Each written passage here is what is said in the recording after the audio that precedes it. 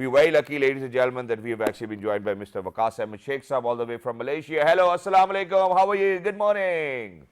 Good morning. Alaikum assalam. Selamat pagi, as we say in Malaysia here. Wow, that's wonderful. Can you say it again? I want to repeat it after you. It is Selamat pagi. Salamat Pakeen. Yeah, that's Is that right. it? Well said. Well, that's wonderful. So thank you very much, Waqas Sahab, for joining us. It's wonderful to have you.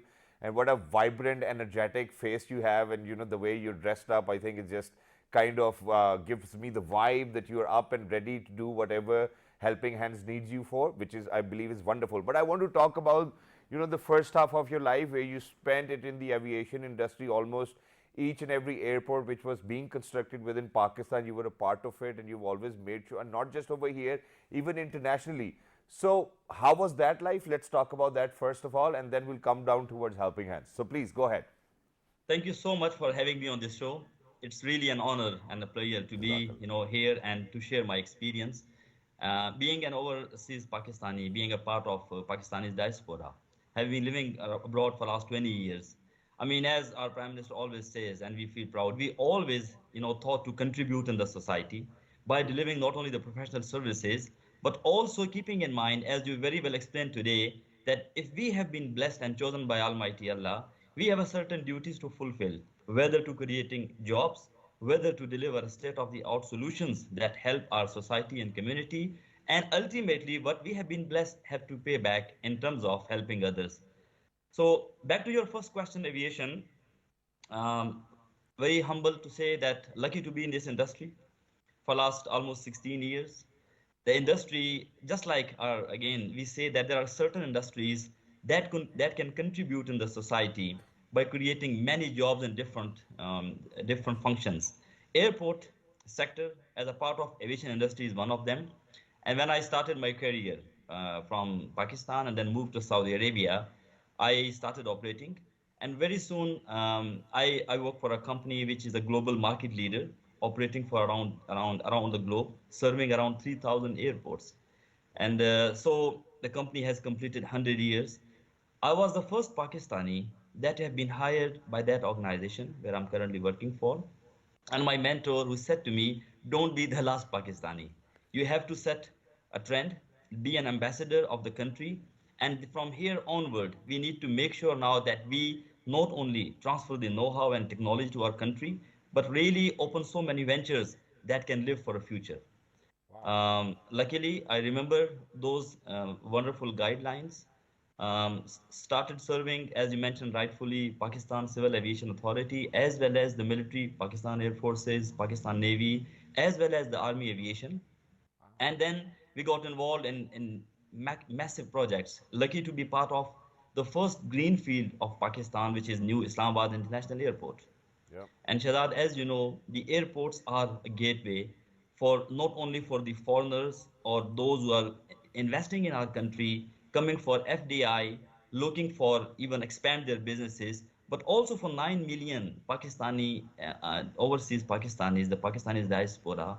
And when we get on that gateway, we used to have a lot of challenges. Whether you land at Islamabad International Airport, you suffer because of the low visibility in Lahore, or you travel to other different countries, or even the most important, the domestic aviation. So we True. felt the need that the country needs to improve the infrastructure, deploy the new technologies that are aligned with the future.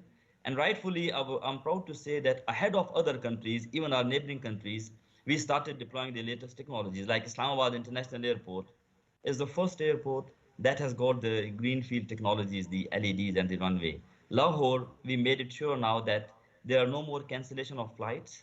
We help our aircrafts for safe landing and departure while deploying the system that can operate in all weather conditions. And consequently, I mean, I'm making it very short, but consequently, we move towards our military, make sure that our Shaheens, they are using the facility, whether it's a forward operating bases, whether it's a main air bases, that they have all time availability of those facilities whenever and whatever they want to achieve that using those facilities. There will be no bottlenecks. And alhamdulillah, so many different missions classified, but we contributed. And today those airfields, those airports are progressing. and I would say a Alhamdulillah. great future ahead. And it's wonderful, sir, because whenever we talk about the importance of technology, I think it just cannot be neglected, and everybody and each and every nation these days is making sure that they are technologically at least ahead, if they cannot be ahead in terms of economy as well. But the economy and technology intervention comes hand in hand as well. But that's wonderful. And sir, you've had a lucrative career, Alhamdulillah, and the way you're doing things is something which is marvelous, bringing back good name to Pakistan. And I am honored that I got a chance to actually interview you today.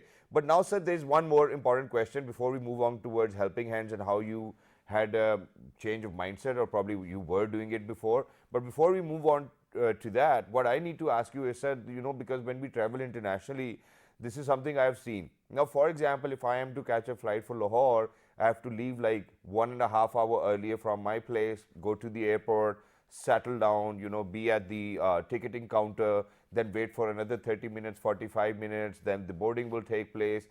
So it's more almost a 5 hour journey for me to go to Lahore. I can do it in 4, if I want to go by my car. Now, what I don't get is that, when we travel internationally, people are using airplanes like buses. It's not like a luxury. People, for somebody who wants to go from Chicago to LA, they're just going to book a ticket, go there, they have already been checked in, there's no hassle, and all of a sudden they're in the plane, takes them 30 minutes to board a plane, and there they go. Why do you think that over here in Pakistan we have it as a luxury that 4 घंटे पहले 2 घंटे आप airport जाएंगे, फिर आप इंतजार करेंगे, फिर बोर्डिंग करेंगे? I think we really need to normalize using an airplane now or an aircraft, and it's not a luxury anymore. It's a necessity. How can we achieve that? And I want you to kind of do something about it so that it's more convenient for people to travel here and there if they're traveling for work, luxury, or business, or whatsoever it is. Shazad, you are just touching the pain points, and there are many pain points for our customers, for our passengers. I mean, I'll give you some statistics that will help you to answer me this question. True. I mean, internationally, before the COVID, there were around 9 billion travelers around the world. And those 9 billion travelers, 70% or more than that are domestic travelers, contributing around $3.5 trillion in economy, helping to create around 88, 89 million jobs around the world. Of course, then the COVID came, and then it's a different situation. But your question, very valid. Pakistan, again, if we compare in other countries in South Asia or Southeast Asia, total number of passengers in Pakistan as of last year, pre-COVID again, because COVID is not the norm that we should benchmark. True. Just pre-COVID, we were about 19 to 20 million passengers per year. And out of those, 70 or 80% were international travelers, because Pakistanis are more than 9 million living abroad. It's pity, only 25 to 30% are the domestic travelers, as you mentioned. And one of the pain points you mentioned, again, not ease of traveling, not luxury traveling, not convenience to board on the check-ins, starting from really entering at the airport, going through the check-in, getting the aircrafts, offloading, and then again coming out. It's really hassle now that you remain stressful, as you mentioned. What are the reasons? There are many reasons. It's very hard to pinpoint one. Starting from the infrastructure, whether it's the civil infrastructures, our check-ins, our terminal, whether it's an SOP that we call, really we need to have, we call in aviation terminology, a collaborative decision making, ACDM, which is a process, which is a combination of process and technologies to make sure all the stakeholders having a hassle-free operation. And passengers and the airlines are the most important stakeholders. You don't have a passengers, the airlines cannot operate, and the airports do not generate the revenue. Will function. I So think the even reason, before the airline is the passenger, it's important. exactly. So the passengers now, another reasons now, we need to have an infrastructure, which is, I would say, as I mentioned, Islamabad is the only greenfield airport since the inception of Pakistan that we could create. The infrastructure of other airport, Karachi, is very outdated. We have been doing the survey. We have been having a technical exchange workshops. Lahore has been developed, but still a lot more to go, and they are doing it. I would say the country has a focus now. Right. Faisalabad, Multan. I mean, great example of Sialkot, the civilian, the city. The city stakeholders gathered together, build an airport, very, I would say, convenience to travel, and it's growing now. Why it happened? They have an outstanding facility. Number two, they have an SOPs to really use the data in your program yesterday. I mean, were interviewing one lady, and very nicely you touched base on the digitization and digitalization, two different True. things. So digitization mean we need to have a data from every asset we have at the airport, process that data, which is called digitalization, using Right. artificial intelligence, using blockchain, using IoT, get to know when and where we'll have the peak of the passengers, arrange your operations accordingly, make sure now that passengers having a touchless or even contactless experience True. through going through the check-in, getting the baggage handlings, getting out of the airports, and all these SOPs and use of technologies will contribute that you don't need to go 2 hours before your home. You don't need to really take 1.5 hours to get out of the airport, go through the, get your luggage and get out. So if we go Exactly. through all these SOPs and technologies, then we create a collaborative decision making between all stakeholders. And I think this is what, when our prime minister talks about the technology, talks about the green fields and green airports or smart airports, Shahzad, I feel that now, alhamdulillah, our aviation industry in Pakistan is growing at the rate of 9 to 10%, which is Okay. double than the international because of a great population we have. So we need to apply SOPs. And another answer to your question, the last one, if I may compile, we really do not have a competitive landscaping of many low-cost carriers. As we have example of US and True. European That's and true. Asian airports here, low-cost carrier, if we have more carriers, we create more competitive landscaping. The cost of traveling will go down, the airports will get more revenue, and then they will be forced and they will be driven to apply these technologies, because keep on upgrading the infrastructure is not the answer. The answer lies to have and to use the technologies. Wow, it's wonderful, and thank you very much for for giving me such a comprehensive answer, and thank you very much for being on the same page, because this is something which I've been thinking about for a longer period of time, that how it needs to be hassle free for the people, so that it takes lesser time rather than taking more time. But now, sir, okay, we have talked enough about aviation, and let me be very honest over here as well, because I always wanted to be a fighter pilot myself. Tried attempting the exam to kind of enter the Pakistan Air Force, but failed 3 exams out of 4, hence landed on a television channel as well. But now coming down towards how you actually have a soft heart where you want to help a lot of people. Even while you were within the aviation industry, you created a lot of job opportunities for your Pakistani people as well, which I believe Yeah. is wonderfully well. But how and why did you come up with this concept of helping hands, where I actually read about helping hands quite a lot as well, where you're helping a lot of people, and the setup you have in place is that first, there's an entire team who are actually going to go verify a case, and all of a sudden, when it's verified, you rush to help that gentleman or the lady or whoever is in need. So, first of all, why helping hands, and why do you have this setup of verifying whether the case is genuine or not? Genuine, yes. Shazada, I'm really pleased and thank you very much for really studying about helping hands, presenting us, giving us the opportunity. And I mean, again, the kind of service that you are also giving to the society through this platform, which I really often watch your program. I mean, I'm really grateful. You could not go to the Pakistan Air Force, but the landing you have from this show and serving the community is tremendous and marvelous, sir. So Thank you. first of all, thanks on that. Secondly, why helping hand? I mean, I belong from upper middle class family from the area. You may have heard the name Talagang and Chakwal. It's my Yes. native area. I I have a lot of studied my friends from initially Chakwal and too. then went out as as I explained my professional career. But right from my childhood, I have seen my father, Sheikh Shafiq Ahmed. He has been a front runner, and he has learned from his forefathers, as you mentioned and you explained in your program, that by giving others you will get more, and you are blessed and chosen by Allah subhanahu wa ta'ala, that if you are able to help someone else, because Allah has to help his people, deserving fellows, it depends to whom he will be chosen. So I have seen the blessings in my home from the childhood. Although he was not he was a businessman, not full time working on that, but I have seen the blessings and the satisfaction that he got right from the beginning. My mother, she passed away, and my father, they taught me that the moment you feel you are in a position to help others, you need to give back to the society, because that's how Allah will keep on giving you more and more. I learned that lesson and I followed it. So alhamdulillah, I became the head of Middle East, in based in Dubai. And at that point, 2013, I thought this is the time now. I have achieved a certain objective and goals. I'm in a position now not to forget the lesson that I have learned, and this is the time to take off on my side. So, with a handful of people now, less than five, we started that, helping those fellows, especially in need of getting education, because they couldn't afford even to get a basic education, healthcare facilities, diseases like cancers, like kidney transplants.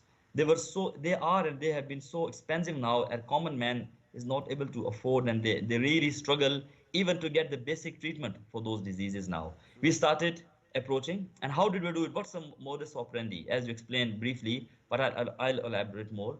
We made sure now that wherever we go, we use our own resources, our friends, our relatives, our loved ones, and we have a like-minded. As we say in Urdu, मैं तो यूं ही चला था जानिब मंजिल मगर लोग मिलते गए और कारवां बनता गया.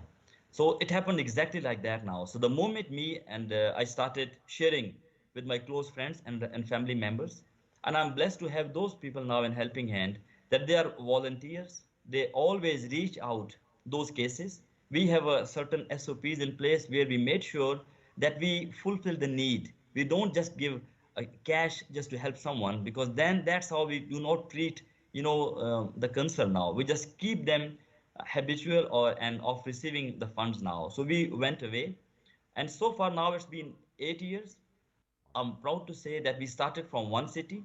Today, around in 9 cities of Pakistan, we are operating, having free food distribution of 500 plus people every day, having with the support of an organization called Sabah Homes, where my father, he is now full-time committed to serve as a vice chairman of Sabah Homes. So we are supporting a girls orphan center, boys orphan center, Sabah School of Excellence.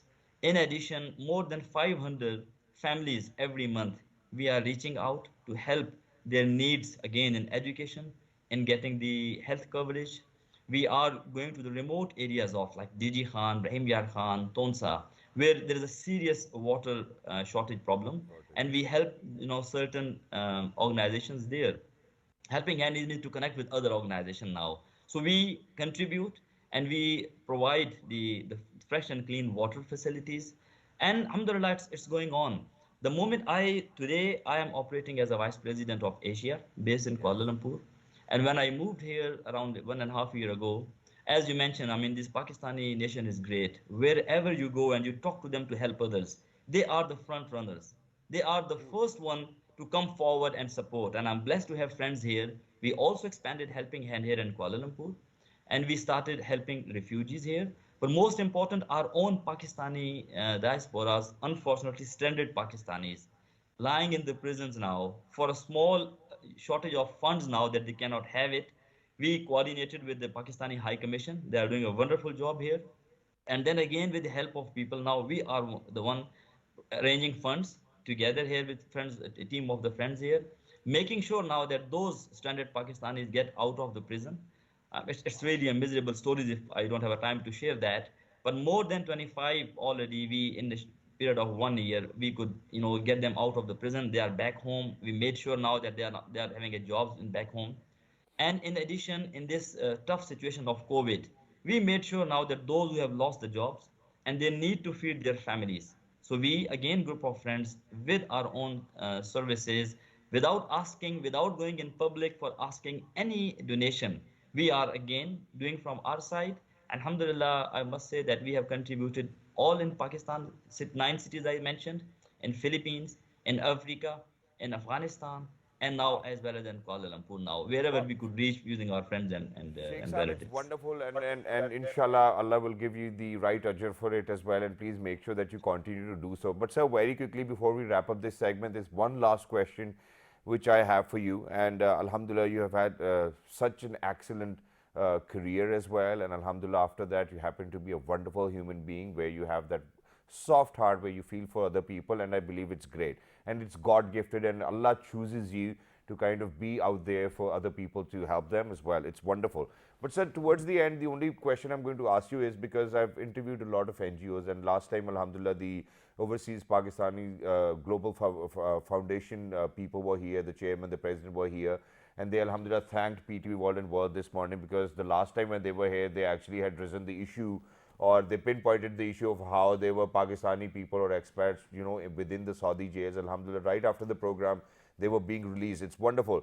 But sir, now what I want to ask towards the end is that, you said that, you're looking into education, you're looking into having or giving them a healthier lifestyle, you're making sure that there's ration distribution as well, and that there are a lot of people who actually are not able to feed themselves or their families, that you feed them. And all of it is great. And, when I listen to it, I feel that, at least, there are people out there because, who actually still believe in humanity, and that's what you're doing. But sir, don't you think that the NGOs actually really need to kind of come up with the concept of where they teach people how to fish rather than giving them the fish itself? So is your organization Helping Hands working towards that as well? Because every single day you go to the same person. I do not want to put it that way, but that's how it is. And that the person might still be there because it at times get an easier way of getting anything and everything which you might want at that particular point of time. But do you think Helping Hands in near future will come up with an ideology where they will be teaching people or giving opportunities that they can have their own businesses so that they can sustain, and sustainability is something which everybody wants in their life? Shadab, very valid question. Alhamdulillah, I'm very pleased to say that we have started this concept. Don't feed the fish, teach them how to get a fish around 3 years ago. So today, we have already operation now, few Pakistani friends, and they are listening today. We help them now to settle their business so that they can be self-sufficient, have their own business and help others now. So that's how we plan to extend our operation. In Karachi, we have people already started their business in Lahore, in Rawalpindi, even now here in Philippines, in Malaysia. We always say there are two categories: those who are aged, do not have really any means or any, I would say, energy to do the business. We continue to help them.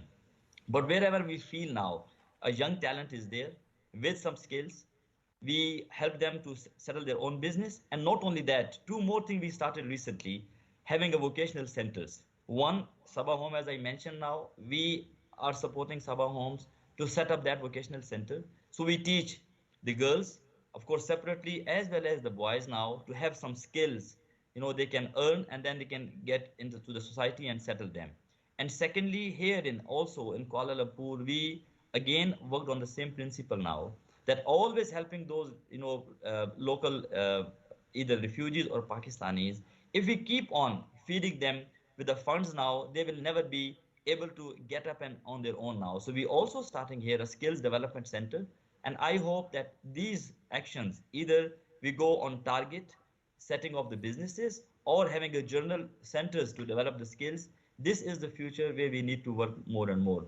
And Well, that's finally, wonderful. That's wonderful, yeah, Vakasa. But since we're short on time as well, I would love to thank you. Then, thank you very much for being a part of our show as well, and for letting everybody know about Helping Hands. And I believe that the initiative is great. And may you have all sorts of success in your life, and your entire team as well. Thank you very much, Sheikh Saab, for being with us. It was lovely to be in conversation with you.